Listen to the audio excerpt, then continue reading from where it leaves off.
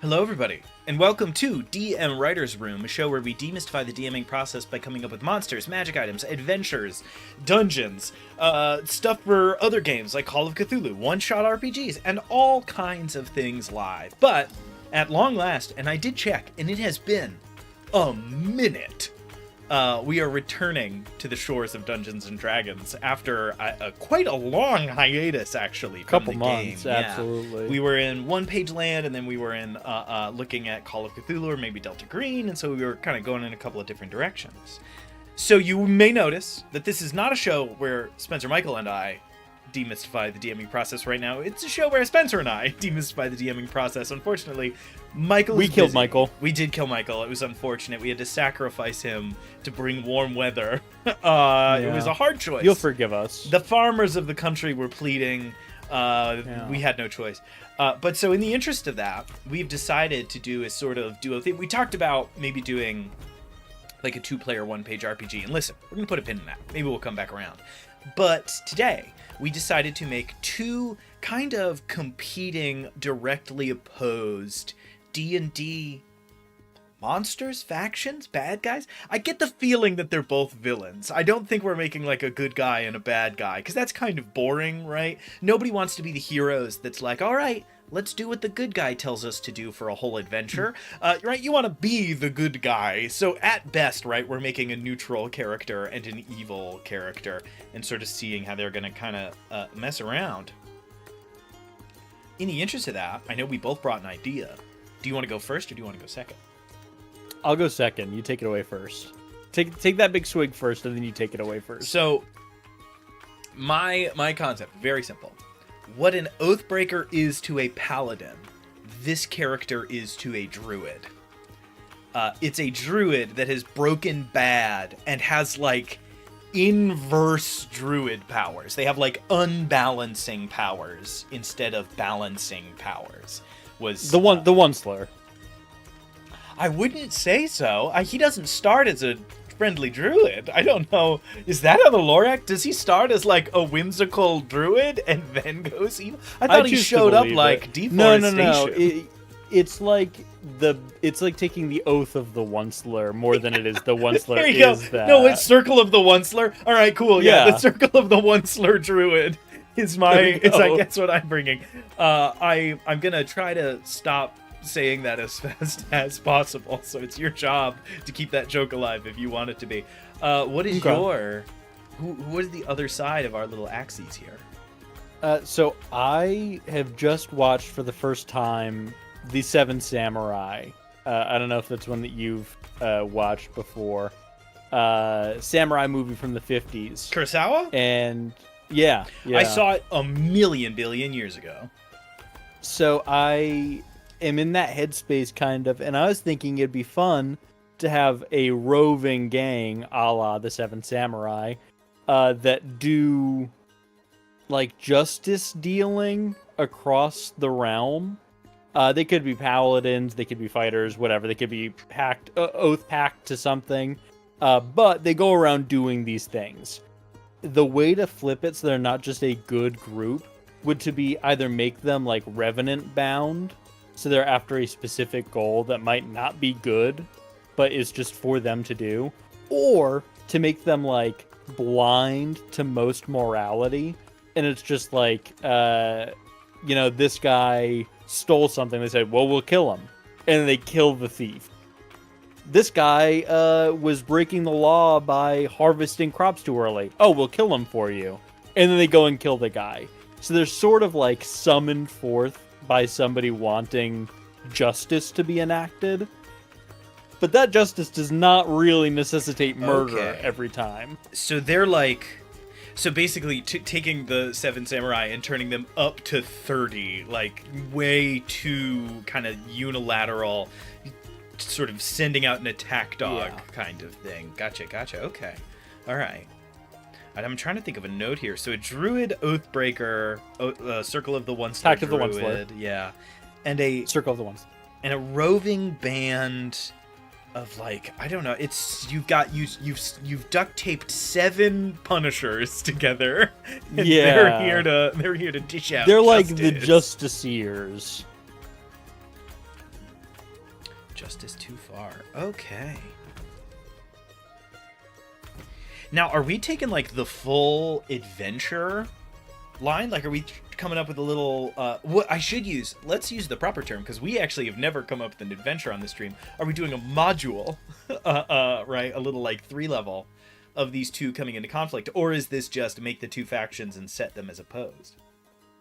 I think let's set the two factions... make the two factions set them as opposed, because I think we're going to do real quick DM Writer's Room this time. So fleshing both of them out too much would probably be difficult.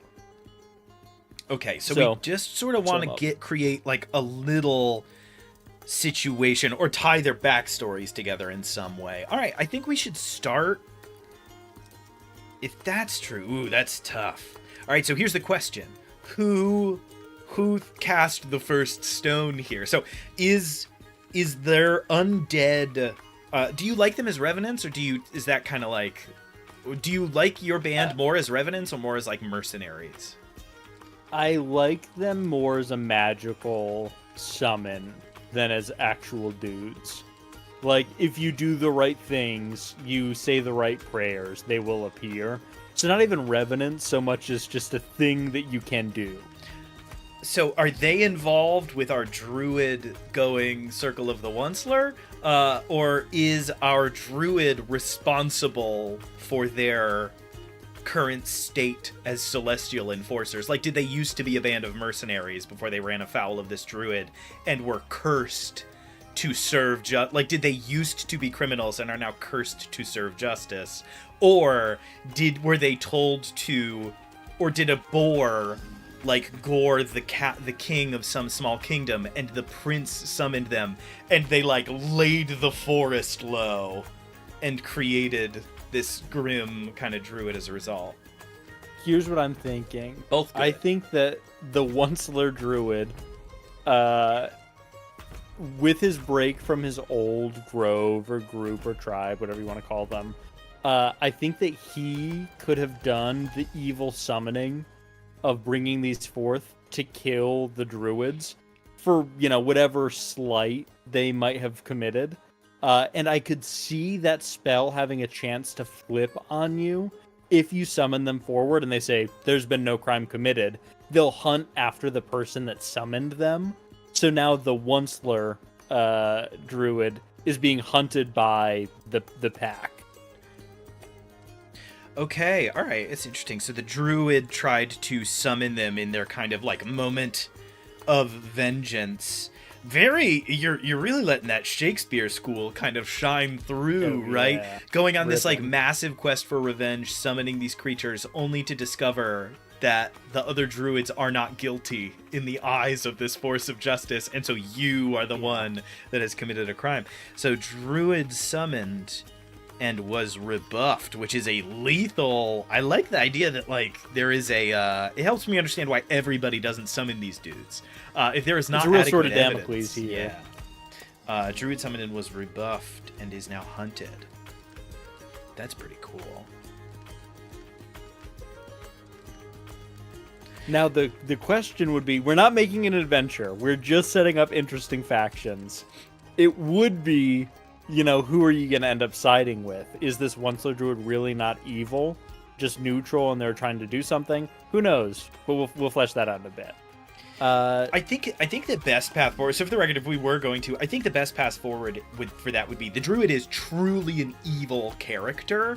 The problem is just that the roving band is pulling everybody out of their houses, asking where the druid went, and when they are not answered, are putting the torch to their houses and then continuing. And so it's like, hey, this isn't better. So one of the solutions is just get ahead of the roving band and go kill the druid, and they will disappear into stardust and be unsummoned. That just means you're putting your own life on the line, and who knows what the hell they're going to get up to in the interim.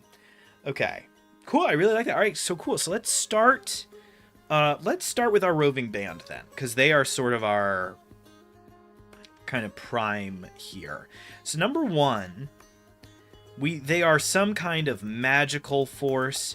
Number two, to keep with D&D parlance, right? They are lawful. They are tuned to the forces of law. I think that really works. And they're kind of over-tuned, right? They are really ratcheted up to a kind of unfortunate degree. Now, my next question is, where do these things come from? So my first thought, there are the servants of Mechanus, the plane of law that are kind of immovable truths of time. This is like the Marut that stands for unbreakable contracts. So they could just be a force, not tied to any kind of personified characteristic. And then option 2 is what we said a little while ago, which is that these were like criminals or something, and they were killed and cursed, and now must hunt their own kind. Or maybe they are paladins that failed, and so must now forever, if we're going with the kind of, Seven Samurai, like Ronin style adventure, then it would be, if we want to really stick to that, this is a clan of paladins that failed. This is a pact that did not succeed in what they needed to do, and so have been cursed to continue to enact justice and death. Kind of a lot of options swirling around. I think that the most interesting for players to interact with, like I guess not even the most interesting, the most like forthright would be if it was a group of criminals that have been cursed to deal justice. So it's not that they have to burn the house down. It's that they're following the exact letter of the law maliciously. It's a malicious compliance. They're evil. They don't like doing this. So they're going to take it out on everybody they encounter. So that gives more of a reason for the party to be like, we should also kill these things. Because if they get out, it's still bad. Like, they're choosing to do the worst Hammurabi style justice they can, even though they don't need to.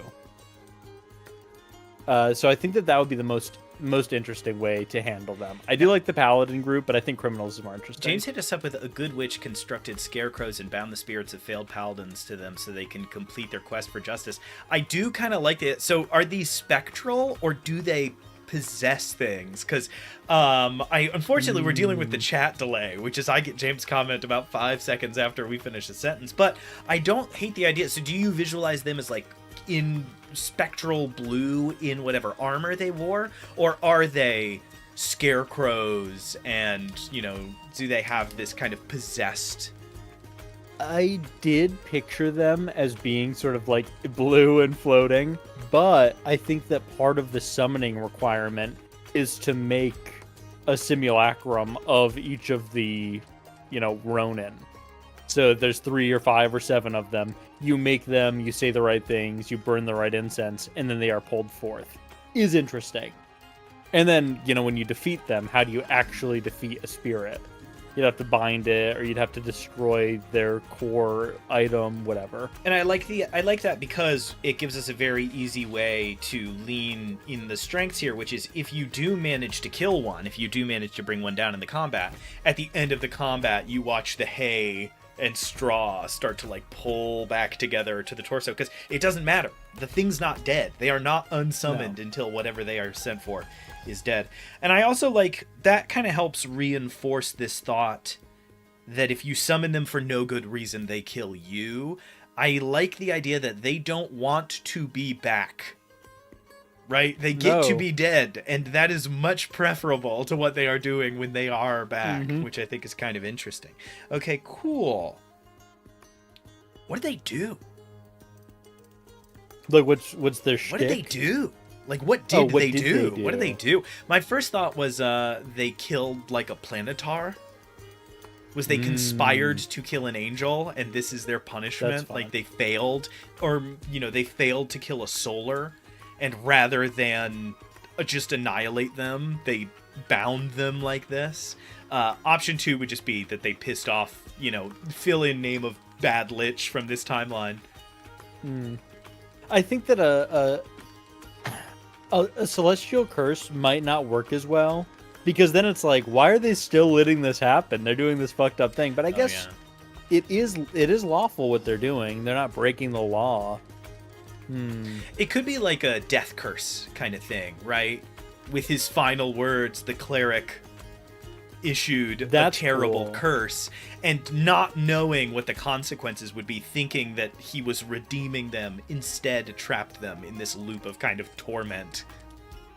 Yeah, they went out to like burn down the great cathedral of whatever.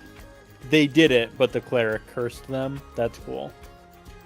As long as there's a single gold left in their coffers from ours, they will be forced to walk the earth, dealing justice forevermore. Yeah. Good stuff.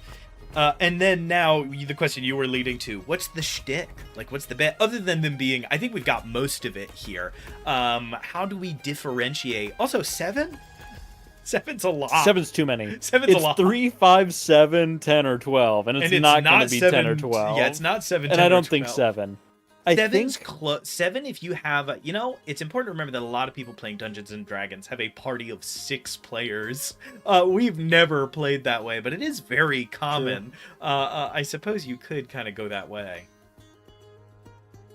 we can start building up individual characteristics and traits and then get to our number, but it's going to be 3 or 5. Yeah, let's go. I'm gonna say let's go 5 because I feel like 5 works either way. You can make a low and high CR version of 5 creatures and keep things pretty balanced. With 3, things will get a little. The fewer creatures you have, the swingier combat tends to get. Yeah. So let's lean towards 5.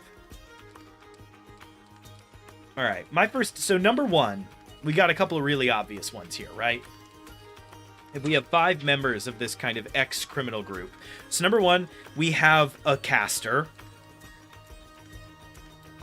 that's job is to hurt people, right? We have a caster who is not, who is, they're an evocation wizard, they're a shadow sorcerer, they are a storm cleric or a war cleric. They are our DPS kind of caster. They are throwing things from far away. They are dangerous and deadly for that reason. Then we have some kind of martial frontliner. We have somebody scary up front that makes you not want to just tank these dudes to the face. Maybe Oathbreaker Paladin would be fun. That would be fun. Flavor-wise. Yeah, kind of taking that, paladin vibe. No player wants to get hit with a smite. You know what I mean? They just don't. That's a fact. It's really bad. Caster, I'll leave kind of blank right now. So we have Caster, Frontline, Marshal. And so now we're getting into now we're starting to get kind of spread out options kind of around. So we can't have a druid because that wouldn't that a little bit muddies our waters there a little bit. There's going to be a rogue. Okay. That was what I was wondering. Now, stab rogue or shoot from 60 miles away rogue? Shoot from 60 miles away rogue.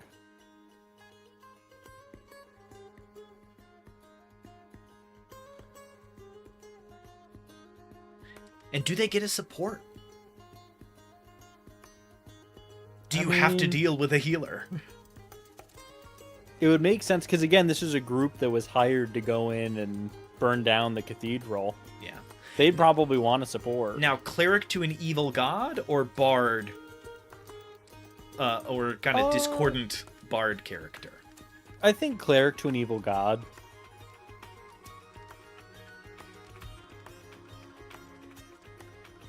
What I like about that is it also opens you up to there's a fun relationship between evil clerics and their gods in D&D that I really enjoy, where you'd be like, but how is he still cursed? He failed.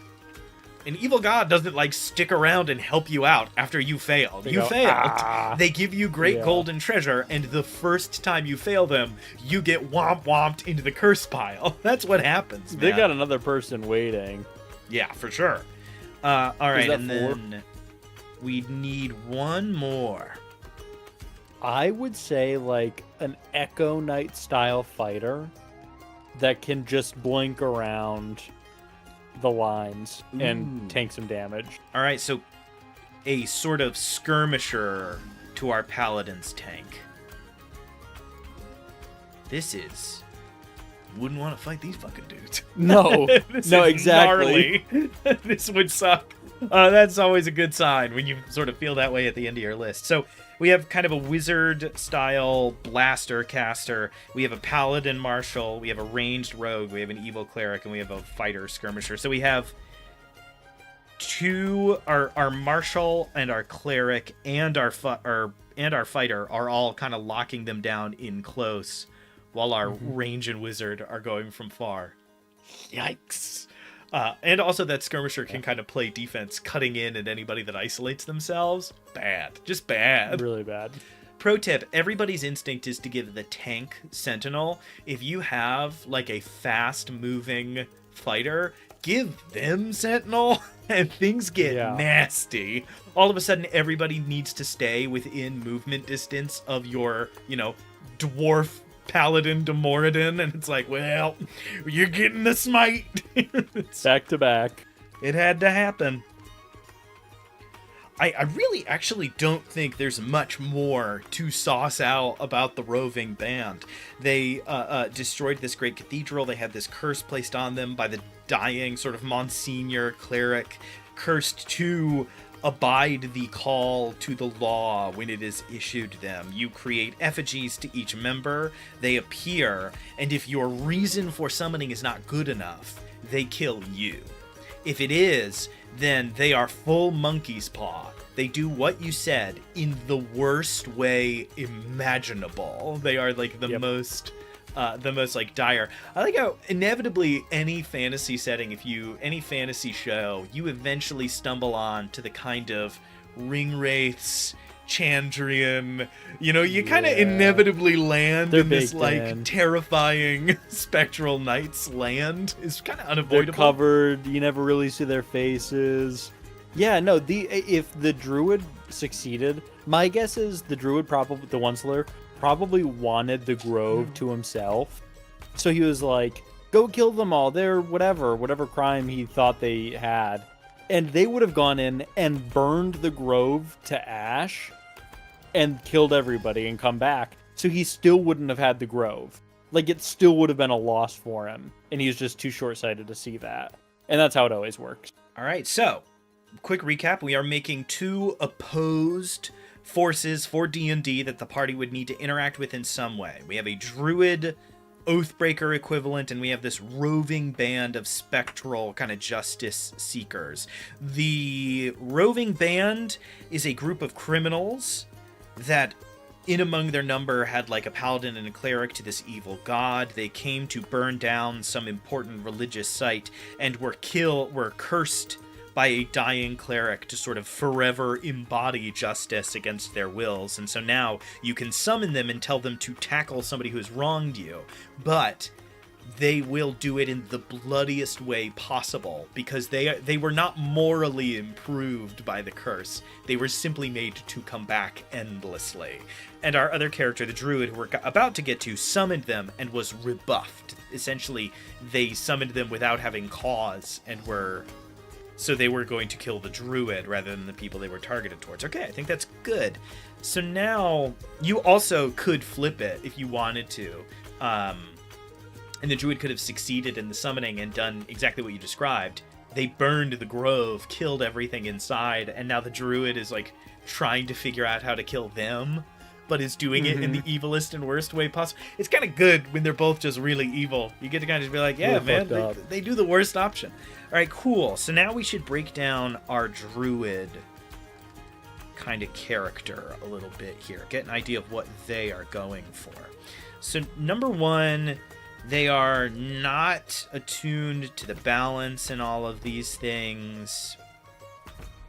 They have this, to stick with your sort of addition, they are down to harvest and control and like use the animals to their advantage. They are willing to like just throw them kind of up against people.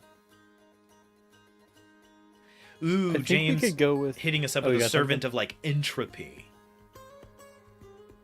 A druid to the heat death of the universe is kind of a banger. It's kind of great. That's pretty sick. For a name for not the Onceler, because I've already got that locked in, obviously. But for the other group, I think they could be called like the Arbiters. Just so we have something to go for right now. I like it. So the Arbiters, and then I also like the to use classic. They said like a techno druid to use classic. Druids used to not be able to wield anything metal because it was unnatural. So the thought that this druid's big signature thing is having like a cold iron spear or something. I think is very That's powerful. I also always want to give a bad guy a spear because there's not enough spears in D&D. Nobody's messing with like cool spears, and I don't know why. And it's like, that's the easiest weapon. Why are you not using that? Easiest, but every civilization that came up with the spear ruled the world for the next 1,000 years until another spear civilization met them in the middle. Everybody here has sword training? All right, sure. Every soldier in your army is using sword and shield. Are you infinitely rich? Are you King Midas? It doesn't make any sense. You must have a lot of unarmored opponents that you're slashing so much. Yeah, that's one of my favorite. One of the reasons they do that in fantasy is because swords were mostly made to be used on peasants. They were made to cut through fabric and not through metal. And so it's like, we gotta spin this, guys. We gotta spin this. We can't. Gotta make them sound way cooler. Okay, cool. So this druid. So now my question is, what is our druid's evil plan?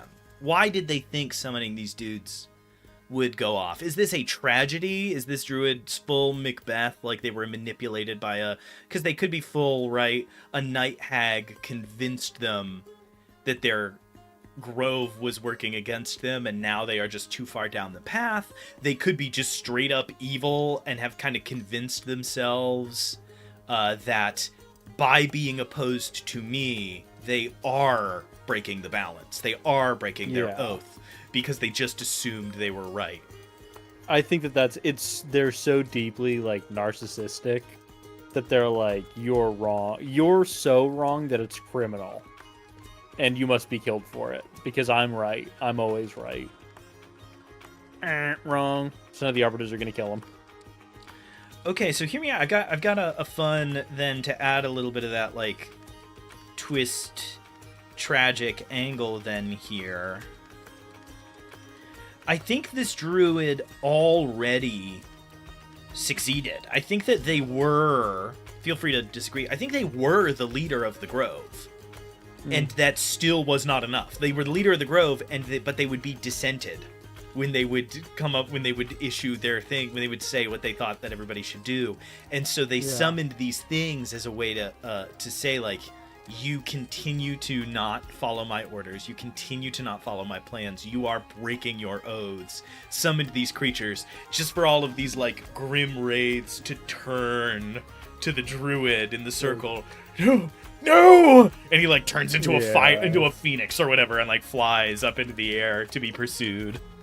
And that's perfect because then there's the grove still to interact with, because now he's been on the run ever since, and you can go talk with his former, tribe members.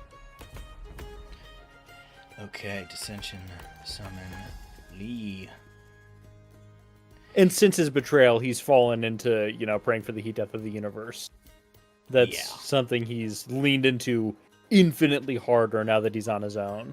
So now my question is, like, what's this druid's deal? And my number one there is, when we encounter them, are they still a druid? A lot of D&D twist is you go from a humanoid class with something weird going on to something kind of increasingly monstrous. That's where a lot of things come from.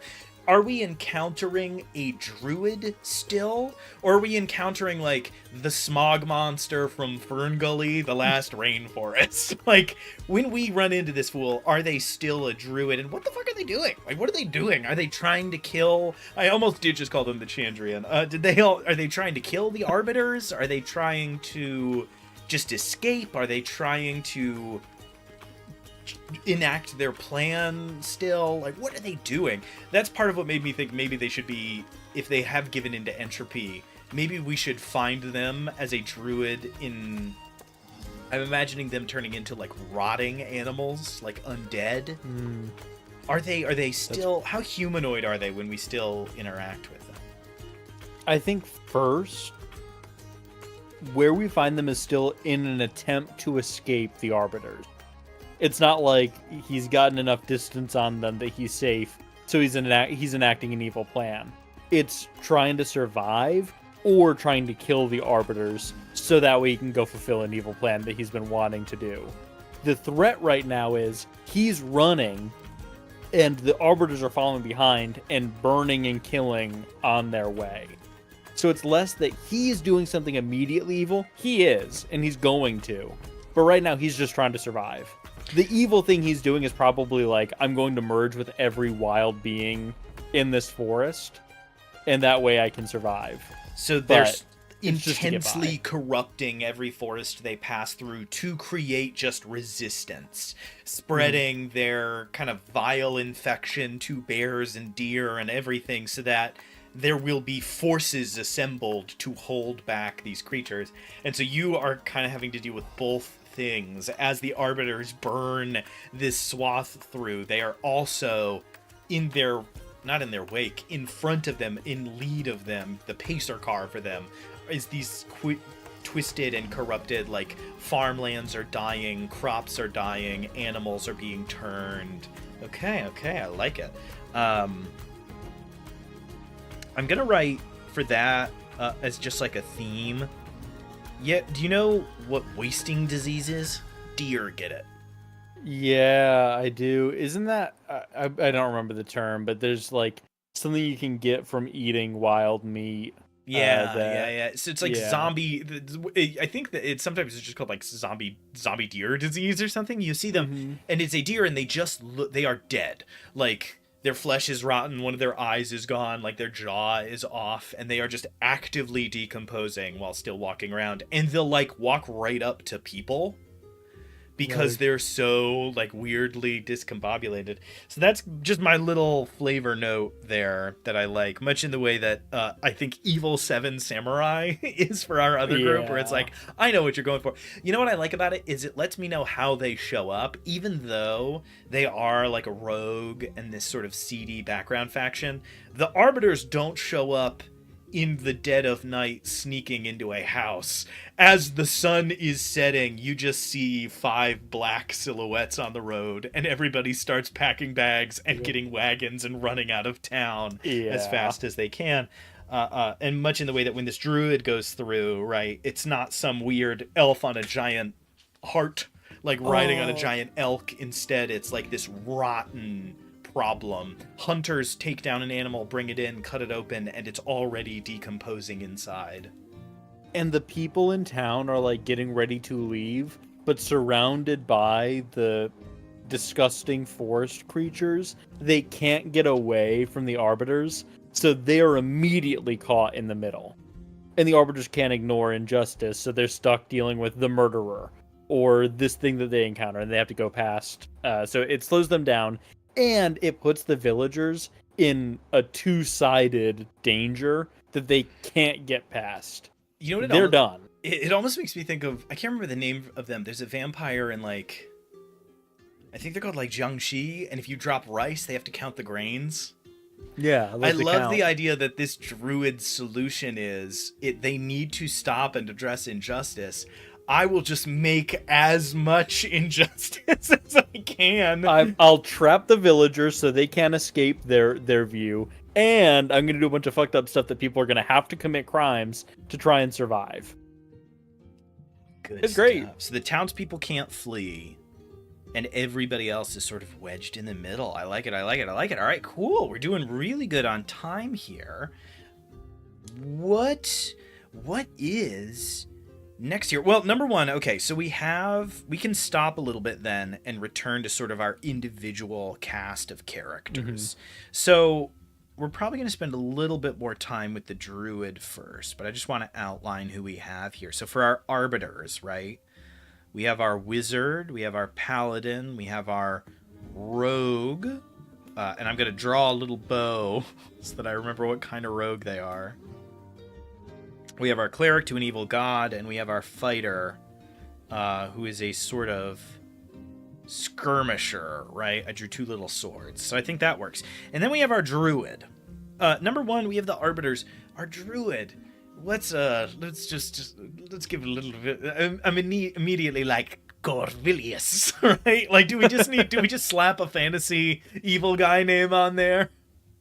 I think yes. But I think he also had a normal name, but the Grove has taken to calling him this evil... In Elvish, it means the foul one, or whatever. some real and that's why he's Sauron called shit. that. Yeah, I like it. Yeah. I like it. So that way, the party's not like, why the fuck did they let Gorvilius run their tribe to begin with? It's like, no, he wasn't Gorvilius then. You don't get it.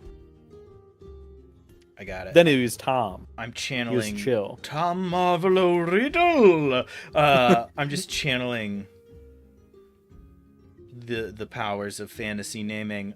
For those of you who don't watch our other shows, number one, come on, man. Come on. Come on, man.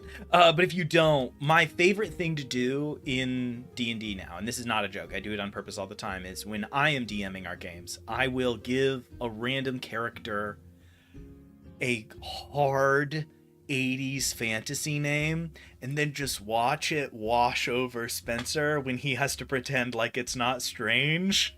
It is one of my all-time favorite hobbies is to just force Spencer to be like, of course that's his name. And it's not weird that that's what it is. His name, of course. Our most recent one was Peloranikus the Azure Storm came up, and every time I've said it, I've watched Spencer go, "You son of a bitch." So I'm gonna give my favorite thing about the fantasy names. I do have to say this on my Google Doc where I keep track of like notes and stuff. I have two spellings. One is how I think it's actually spelled, and the second one is sort of a phonetic guide to how you said it, because they're just nonsense gobbledygook words. It's good stuff. So I have to be like, I think that it's a long A. It's a liquid ooh here, so I have to do a few O's. So if anybody's curious, this druid's name used to be Wendelian Highheart, and now it's Corvalius. There we go. It just that instinct's at you at home right now watching. You have it in you. In your heart, you have a fantasy wizard's name. You just need to let it out. Spend a little bit of time dealing with like early D&D fantasy ass names like The Rise of the Reptile God, Explicitica to Phyllis, and next thing you know, you're off in the weeds. All right, cool. So that's our sort of central nasty druid there. If we have a team of 5, what is Corvalius's entourage? He needs something. He needs at least like a big bear. Something to add that like intimidation factor. If we wanted to give them we have to be careful though, because my first instinct was to give them a wyvern, because that's dope. Yeah, it is. All right.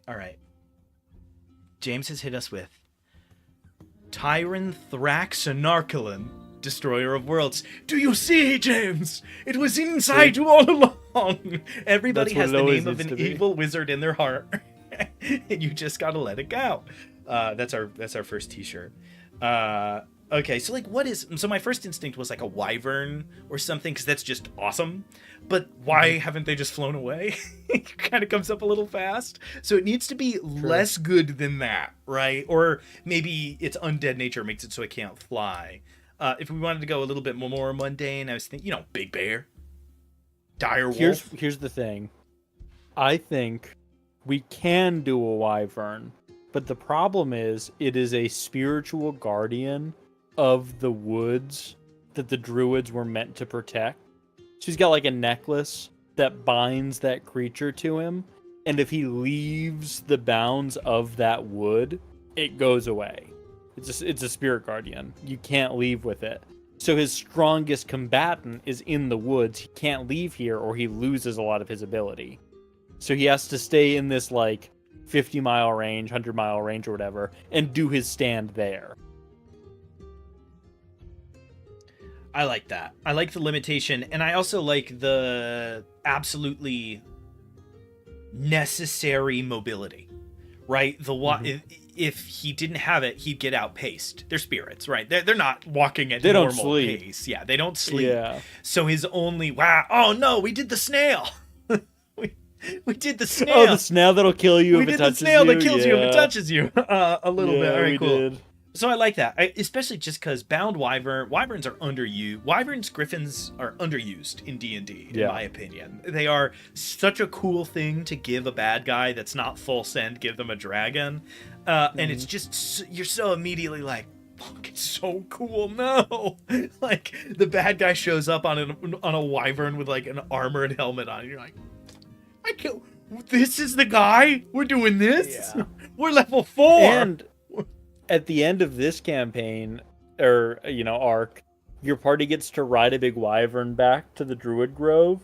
They don't get to keep it because when they leave, it doesn't work anymore. But they get to ride a wyvern once, and that's badass as hell. And if you've that's got a huge win. And listen, if you've got like the MCDM Flea Mortals book in your back pocket, you can give them a friendly wyvern at the end of the quest. It's just a baby and not the powerful spirit guardian of the forest or whatever. Don't be afraid to give them a pet. Just make sure you use some rules. I don't know, sidekick rules. You could probably get away with some slant version of that, right? Yeah, hireling. That's fine. There you go.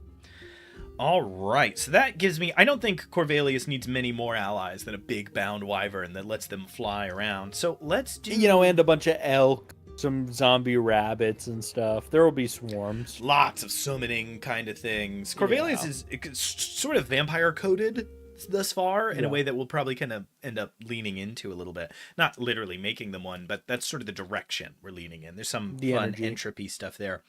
So now, number 1, let's return... Number 9? I don't know. We're pretty deep in the list at this point. Number 32. Let's return to the Arbiters and see if we can't figure out a little bit more. So we have a wizard, a paladin, a rogue, a cleric, and a fighter. Let's get just a couple of, traits, flaws. Cut off some aesthetic slice of these characters, right? Help me how do we tell their silhouettes apart? Beyond what sort of weapons they wield. Do you have any ideas for any of them off the top of your head? You already kind of had one with the paladin. The 5-man band. We'll let that rip first. Okay. So that way we can build their traits and flaws off of each other. So for those who don't know, I'm going to pull up the 5-man band right now. Yeah, you've got the brain, the heart, the muscle, the lancer, and the leader, right? Yeah. It's technically big guy, smart guy, leader, lancer, and heart. Wow. But I feel knew like a better version. Yeah, your way is better. No, it's just fine. So who's the big guy here? So the big guy's either the paladin or the cleric, right? Kind of out of... I think it's got to be the paladin. Cut me off. What makes them the big guy? I think that he is just so up in the mix that he's physically intimidating. This dude's probably like 6'4", got plate armor on, that like silhouette of blue over the simulacra, and swings a big ass axe. It's just terrifying. Now, I will say, if they're a 5-man band, then, that means...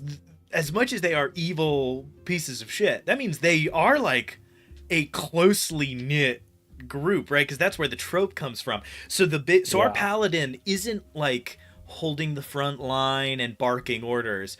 Our paladin, when they see one of the others get in trouble, is like pushing someone to the ground and yanking someone back over to where they are, right? It's the protective one, that's for sure. All right, so lots of grabs, right? Lots of that kind of big axe I like. So like lots of grabbing, lots of moving. It's kind of funny to think that even though they're up front in a paladin, they are maybe a little bit more the control. Like that role in combat is pretty fun. That's okay. Cool. So then the big guy, opposite the big guy is usually the brain, is the smart guy. The smart guy, yeah. So wizard, my instinct is wizard rogue, but we also have kind of a fast on their feet skirmisher fighter that would work really well. I think the fast on their feet skirmisher would be the lancer. So let's just do the wizard for the smart guy. It's easy and it's archetypical for a reason. So this would be somebody in the back line saying, move, go over here, ignore that. So instead of the paladin shouting out commands or like tactical know-how, it would be the wizard for the smart guy. But then is there the leader, the captain? There is the leader, and I think that's the cleric. Yeah, we're gonna have to strike a balance there. That's gonna be be interesting. Okay, cool. So that's the cleric leader is like when they go into town. I think the cleric is the one who does the talking and the final judgments. But in combat, the wizard is the one who knows what to do. Okay. All right. I'm getting it. So I've written the smart getting guy, comma, next to the wizard, the smart guy, comma, tactics, tactics, what's it called in combat when you like stop? You need to like we need to change what's going. That willingness to like reconnoiter and get the fight back in order. Rework. And then for our cleric, I wrote the leader Darth Vader. Because of what you described, right? You go into town and the cleric takes the lead. And also, boo at me as much as you want. Darth Vader, less of a paladin, more of a cleric. He chokes people from 9 feet away with his mind. It's just not... I've never seen like him a smite. Rogue One. Yeah. Okay, cool. I like it. All right. Kind of like your sort of inquisitor role. I think that's pretty good. All right, cool. And then so what does that leave us? We have the smart guy, the big guy, the leader, the lancer. Our rogue is the heart. Yeah. I think that he's doing some goofball shit off to the side. I don't know if this is too much. My immediate instinct is that our rogue is the scarecrow and has like a whole evil Robin Hood thing going on. Okay, sure, we burned down the house, but I also left some gold behind for the survivors. If they have... I'm not terrible. I steal from the poor to enrich myself. Like, it's just something... I don't know. That's funny. My first thought is that they sort of lend that kind of... a little bit of levity. So all right, levity. And making the person with levity... Also, a scarecrow shooting you with a bow from really far away just sucks so bad. And then what makes our fight of the Lancers? So the Lancer's role is to kind of question the leader and, like... put things into perspective.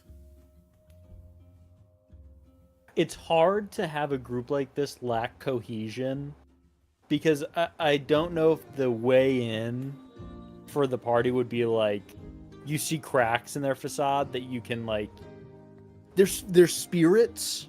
Yeah. You know what I mean? It's not and like they've had they're eons to work together. Yeah. So maybe they're more the devil's advocate. Right, they're not questioning. When you go in. They just offer. They are the person that is always like, "But what if this is what's happening?" And that's just that extra. It makes them way more dangerous to have somebody that's constantly like. And the party might be overhearing them and constantly dealing with one character that's like, or they're watching us right now, and the party's like, "No." And that's really good, because in combat. This fighter blinking around the battlefield makes sense because again their perception is huge. Their insight and perception are super high, so they're able to jump around places quickly in combat. There is and this is some we don't like hard DM advice we dabble in and out of here. If you want your players to hate a bad guy more than they have ever hated anybody, give them expertise in perception. I don't know why. There's something about a bad guy with high wisdom that awakens a rage in players that you don't see anywhere else. High charisma bad guys are like fun to hate. High strength is cool. High dex is like, it's like Bloodborne. High wisdom, you're just like, fuck, we tried to do a plan. They found it. We tried to lie. They know. Like, it's just, it's problem after problem after problem. D&D for a lot of players is a what can we get away with simulator. And if you've got an enemy with high perception and insight, the answer is nothing. And that can really take the wind out of people's sails and they hate the character, which works great as long as your party's into something like that. So that's always big. Also, what I think is really interesting, what this party kind of lacks then. So our wizard is filling the intelligence role. Our paladin is actually filling the strength role, not the charismatic one. Our rogue has the dex, our cleric has the charisma, and our fighter has the wisdom. So constitution is what they are missing, which I think makes sense, right? They are easily disturbed by most of those things. I think a fun addition would be maybe they can't travel during the day, right? They need a weakness, otherwise they're going to be a little bit too tough of a thing there. So like maybe they can't travel during the day. I'm trying to manifest that weak because we do need them to have kind of a weak chain there, and that also works really well for this to be an eventual adventure because our druid has the constitution.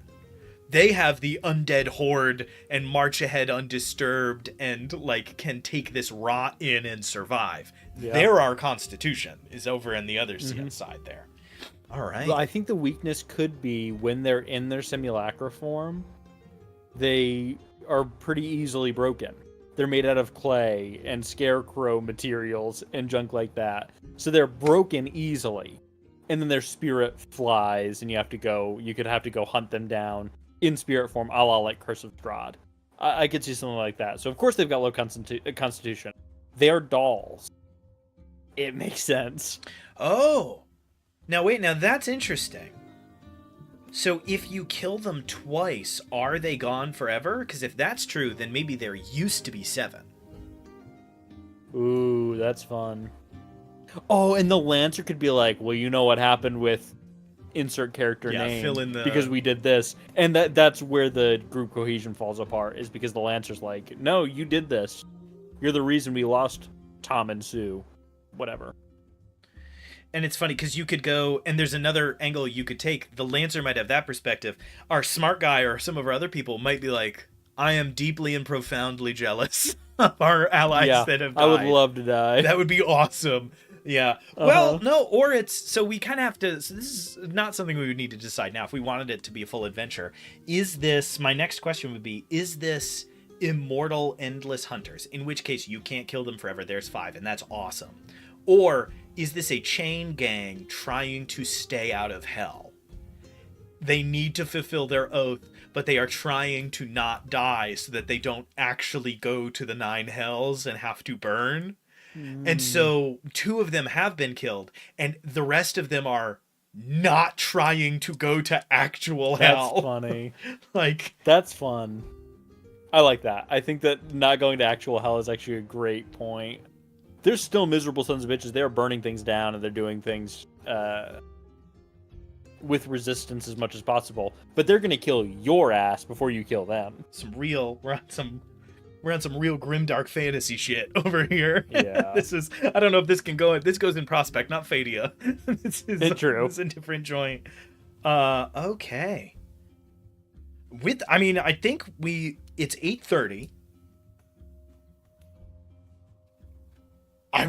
So where we are at right now is the Arbiters, a group of former kind of evil adventurers that were slain and cursed in their efforts to burn down some famous cathedral from long lost time, are now a kind of chain gang, endlessly hunting criminals to stay out of hell, committing terrible atrocities along the way because they cannot fail.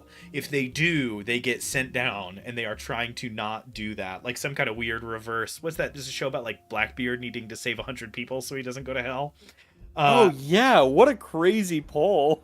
And we're going with like the 5-man band. It used to be the 7-man band. They're not all still with us. And they are opposed to Corvelius, this druid who was this megalomaniacal figure who took over the Grove, did their political machinations, had their whole Macbeth storyline, got to the end, and still they were questioned. They summoned the Arbiters, assuming that their word was law, only to discover that it was them that was wrong, and now they kind of flee eternally throughout this forest. It's been who knows how long. We can kind of pick arbitrarily on this wyvern they have bound to their service. They terribly attack towns, they corrupt the forest, and the townspeople end up caught in the middle. The Arbiters torturing and burning people for information, the Druid creating these terrible traps of undead creatures on the outside, and the Arbiters coming from within that they cannot escape. James has a good one. Each of them has a Prometheus-style punishment awaiting them in hell. Like, each of them has a unique thing that they fear will happen to them. Unique fears? I like the idea that's cool. that the Scarecrow will burn, right? Yeah. Like, if each of them is connected in some way like that, I think that would be very fun. The Scarecrow started the fire in the cathedral. Easy. That's already there. I'm writing it down. Write that down. Little arrow. Sick. Connected fears. Scarecrow started the fire. We didn't start the fire. It was the scarecrow. He's right over there.